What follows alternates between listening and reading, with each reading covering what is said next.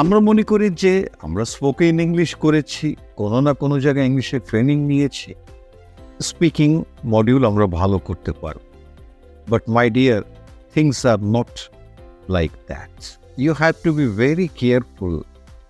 আমার এই যে টিপসগুলো। আসসালামু আলাইকুম।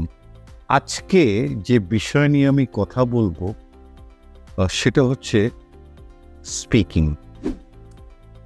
স্পিকিং মডিউলটা খুবই সেন্সিটিভ একটা মডিউল আইএলটিএসে। আমরা প্রাথমিক পর্যায়ে স্পিকিংটার উপরে খুব গুরুত্ব দেই না। আমরা মনে করি যে আমরা স্পোকেন ইংলিশ করেছি, কোনো না কোনো জায়গায় ইংলিশের ট্রেনিং নিয়েছি, স্পিকিং মডিউল আমরা ভালো করতে পারব। But my dear, things are not like that. স্পিকিংয়েরও কিছু নিয়ম আছে।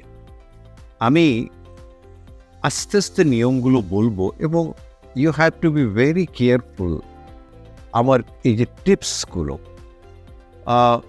আমি টিপসের সব অংশটি হয়তো বলতে পারবো না, বাট যে চৌম্বক অংশটি আছে সেটি নিয়ে আলোচনা করব। If you join my class online or offline, you will get the real picture. সবচেয়ে প্রথমে ধরা যাক স্পিকিংয়ের ডিউরেশন। প্লিজ মনে রাখতে হবে, স্পিকিংয়ের ডিউরেশন হয় 11 to 14 minutes. I repeat, 11 to 14 minutes. এখন প্রশ্ন আসতে পারে, ওয়াই 11 to 14 মিনিটস? এর অনেকগুলো ব্যাখ্যা থাকতে পারে। টিচার্স যদি 11 মিনিটসেই ধরে নিতে পারে যে what is my level or what is the level of the candidate, that's enough. 14 মিনিটের ব্যাপারটা হচ্ছে এরকম যে এটার একটা পজিটিভ সাইড আছে, একটা কিছুটা নেগেটিভ সাইড।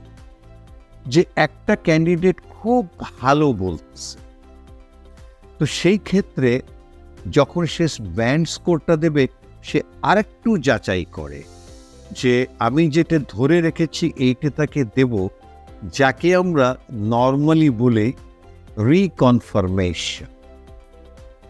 মেবি আমার ব্যাখ্যা পুরোপুরি কারেক্ট নাও হতে পারে, কিন্তু আমরা ধরে নেই এই। আর ওই যে 11 মিনিটসটা যা বললাম, যে if the examiner is satisfied that this is my level, there is no problem.